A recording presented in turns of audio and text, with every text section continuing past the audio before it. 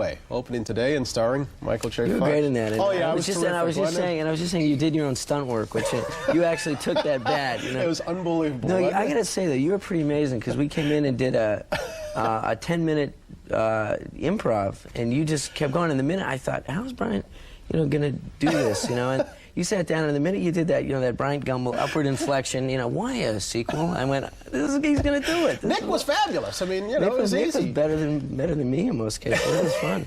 It gives us a way to explain what this is all about. I mean, you're an actor who's looking to model himself after a tough guy, real cop, right. And so you wind up paired with James Woods. That's an odd pairing in real life anyway, isn't it? I mean, when somebody first came in and said, let's pair you with James Woods, did you think, James Woods, you said, No, actually, it might even have been my idea. Really? Because, well, the thing about it is that, for me, this movie was a reaction to, I find that there are so many people that take what I do far more seriously than I do, or I am able to. In other words, the people who analyze films and actors and stuff, and they would ask me questions about, why would you do a serious film? Would you want to be Olivier? And I'd be, everybody relax. They gave me plane tickets, they flew me there, I did it, it was fine.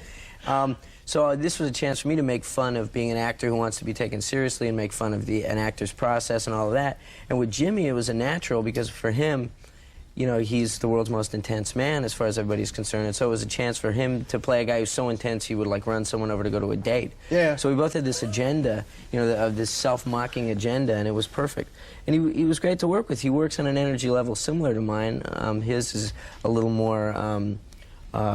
what's the word? A little more frightening than mine. Mine is more the comic, and his is intense. More kind of intense. Yeah. Does that mean that I shouldn't ask about you getting back to comedy after doing all those serious films? Well, no. I mean, it definitely begs the question. I mean, Light of Day, Bright Lights, Big City, Casualties of War. Yeah. I mean.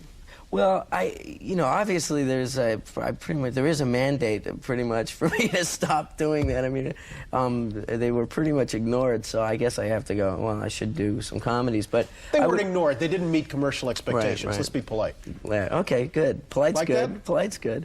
Yeah, I think if somebody offered me a nice dramatic role now, and it was interesting, I would do it, but also having... This is a good way to segue into this because my son is in California. Hi, Sam. How are you? Good morning. Good morning. I love you. It's Daddy. Hi. I'm in the TV. Look. With Sam in Tracy, everything is so great in my life and so fun that it's nice to do a comedy, and then when you go home at the end of the day, you're not thinking about the Vietnamese girl who was raped and murdered and thrown off the bridge. You're thinking about Jimmy Woods tripping over a curb, and that was funny, and you can just go right into dinner, The movie's getting great reviews. And it is funny. I mean, evidence we're going to show is this clip where you're trying to help Jimmy relate better to his girlfriend from an actor's point of view. From an actor's point of view, by you playing her in a bar. This is good stuff. Weird stuff. Well, if your son Sam wasn't confused before, he is now. Yeah, now he's really confused. There's Daddy. Yeah, that was pretty. It's a strange scene. I was saying to you before that people always ask me about James Woods, and I think that scene is really telling because he's such a good actor, a great actor, that if he were a bad guy, a lot of people don't know this, that there's the potential in acting for sabotage if you wanted to. And if he had laid back off that scene and really underplayed it, I'm hanging out there pretending to be a woman, I'm like, I'm dead, but he jumped into it and really played it and played up the reactions, and it was really a great experience. It was fun. I don't want to let you go without noting that you're going to be directing.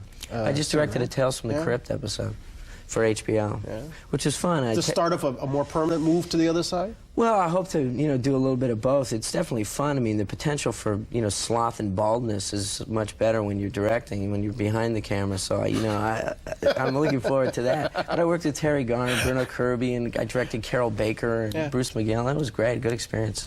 Michael, it's good seeing you. Congratulations on The Hard Way, and thanks for letting me be in it. Hey, you were great in it. Yeah, I was terrific. Let's go to Al Roker.